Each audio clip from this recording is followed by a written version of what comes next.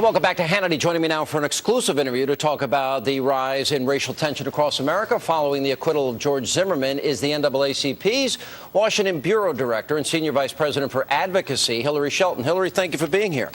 Oh, it's my honor. Thank you for having me. Appreciate it. All right, you don't like the verdict. Am I right on that? No, not at all. We think it's wrong.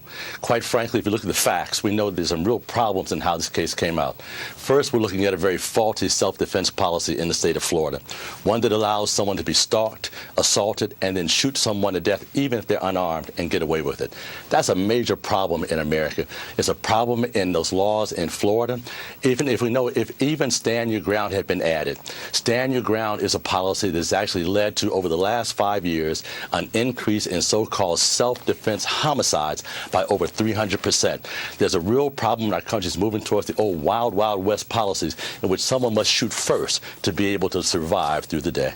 You say stalked and assaulted as though that was a fact. First of all, George Zimmerman's a neighborhood. That is absolutely a fact, Sean. It's absolutely a fact. Well, it wasn't facts presented in the case. I followed this very closely. The facts of the case are George Zimmerman's a community watch guy.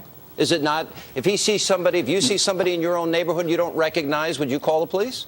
Well, let's talk about community watch. Number one, that's not what I asked community watch policies coming out of the Justice Department. The NAACP worked very closely in the 1990s when we had a major problem with crime across the country to get community organizations involved in providing greater protection in our neighborhoods. Those policies included 2 points that George Zimmerman seems to totally ignore. Number one, community watch are not supposed to engage in trying to stop crimes from happening, but simply to report them to the police. Number two, community watch are never supposed to be armed at all, but that's what happened in this case. In essence, if he was a community watch captain, he clearly had not read the policies or ignored them altogether. Hillary, it's not illegal to get out of your car if you see somebody suspicious. The gun he had was legal, and I'll read to you from the. I'll read to you from the justifiable use of deadly force and the instructions to the jury. In the state of Florida, I hope. Good. And the state of Florida. If George Zimmerman was not engaged in an unlawful activity, and he was not, and he was attacked in any place where he had a right to be, he was punched in the face and then ground and pound, he had no duty to retreat and had the right to stand his ground and meet force with force, including deadly force, if he thought it was necessary to prevent death and great bodily harm to himself or another. Now, that's the law of Florida, whether you like it or not, that's the law. That's the law. Let's take a couple steps back. You said earlier in the show that very well you know that George Zimmerman had been watching Trayvon Martin. He'd been stalking him. He got in his car and started. Is it not stalking? Is stalking not when you're following someone around? No.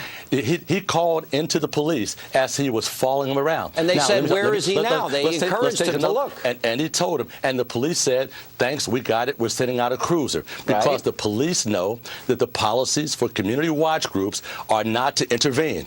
But everyone knows that Mr. Zimmerman intervened. As a matter of fact, if you look at the testimony of Trayvon Martin's girlfriend, she said very clearly that she heard Mr. Zimmerman saying, "Who are you?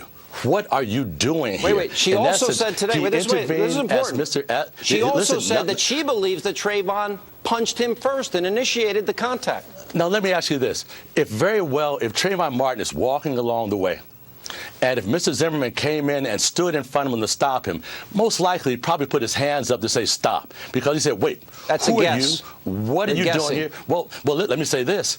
If we're only going to go on the guy that shot him to death's testimony, we have a real problem. But here's what you're missing. You're forgetting one thing. You are not putting together the story that came out. I'm looking at the evidence, and the jury agreed with me.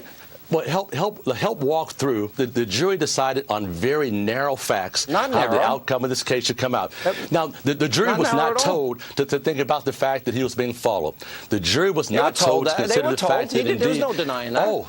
The jury talked about. Here's what you're missing, though. You're missing an important fact. Let me help you out here. I'd love to hear this fact, Sean. Share with me. All right, I'm going to help share with you because I think it was a terrible tragedy.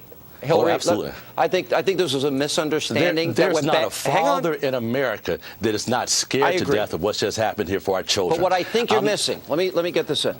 What I think you're missing here is is that George Zimmerman had a right to be there. That gun was legal. Yes, he did. And but he did Trayvon, not have a hang right. on, He let me did finish not my have thought. a right. He did not have a right to intervene with Trayvon Martin. Wait a he minute. did not have that right to put his hands on him. But there's no evidence to support that. We know that Trayvon Martin punched him and broke his nose, and the eyewitness, the one eyewitness in the case, hang on, the one eyewitness in the case has Trayvon bam, straddling MMA ground and pound. Now, why do you ignore that like Congressman Rush? I'm not ignoring that, but I'm also not ignoring what happened as we moved to that point.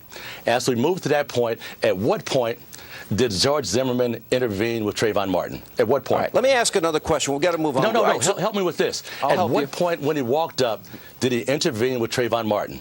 Well, at what point? Do you believe that? Here's the answer. Based on the conversation, you don't know the answer, based on and the I don't know conversation, you asked me a based on the question. conversation with the girlfriend said she overheard You're like Chris Matthews. George Zimmerman's voice. Thank you so much. Overheard George Zimmerman's voice asking Trayvon, "Who are you? What are you doing here?" But that same woman, but you're not listening to this part. You asked me a question and answer the question. Go ahead and say it, please. That same woman said yesterday that she believes that Trayvon initiated the fight. Now, here's the problem. Oh, she did not say George that. Zimmerman screaming at the top of his lungs with a broken nose, and an eyewitness putting Trayvon, beating the crap out of him.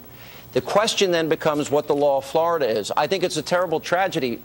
But here's the point. You don't like the verdict, so now you want to pressure the president and Eric Holder to go after civil rights violations. As far as I'm concerned, that sounds like people that disagree with the verdict are being sore losers and now want to make this guy's life a living hell. Let me say this. We got 1.5 million and growing emails from across the country of other people that have real problems with their assessment of the evidence and how it was applied in this particular case. I hear what you're saying. Out of 300 million I understand very well. That you and I both heard the one member of the jury. Sure, thank you. All right. Go right there ahead. were 61 deaths in Chicago. Yes. 61 it's sad. deaths during just the time of the Zimmerman trial. Can you name one person by name that died in Chicago? I cannot. But I can tell you this. Doesn't that tell you why? Because I don't want to see kids dying. I appreciate this talking point, but let me share something with you. Not a talking point. Share with me one case of someone being shot to death in Chicago in which, if the perpetrator was actually apprehended, they were not fully prosecuted. Well, what I'm trying to ask you is why does the NAACP focus on this and not focus on? Look how black-on-black crime that is now an epidemic in Chicago. And here a jury acquitted this man, and you guys want to go after him. You don't like the verdict. Why not focus on Chicago? Sean, I wish you remember the NAACP and knew as much about us as you think you do. Quite frankly, the NAACP has been going after the issue of the murder of African-American children from the very beginning. You don't know the name of one of them. Let me share something with you. I happen to know that of African-American children between 15 and 19, gun violence is the #1 cause of death. Will you support gun control legislation to help end that awful violence? No. And if you go back and look at the gun control legislation that was passed in 1994, you probably know that the homicide gun-related rate went down as a result of us actually eliminating the use of assault weapons. But you're not going to support that. No. Let's talk about what works instead of some I think law-abiding citizens have a right to protect themselves. But listen, we'll invite you back, and we'll get into a deeper discussion. African-American children utilizing racial profiling tactics. We'll get into a deeper discussion when we have you back. Even Mr. Zimmerman said that very well he was looking for a black person because he heard black people were burgling houses in his neighborhood. That's not true. He did. He never said that. The word got out. Listen, when they asked him why that's not true. You're making that up. The word was out that some African-Americans had robbed a couple houses. And that's what he was looking for. It was a fact and that's in the how he neighborhood. profiled him. It was a fact. Go back and look at it. Is he black, white, or Hispanic? He was asked that You should listen to the entire set of evidence around this case. Coming up next. That might be helpful. Demonstrations and over.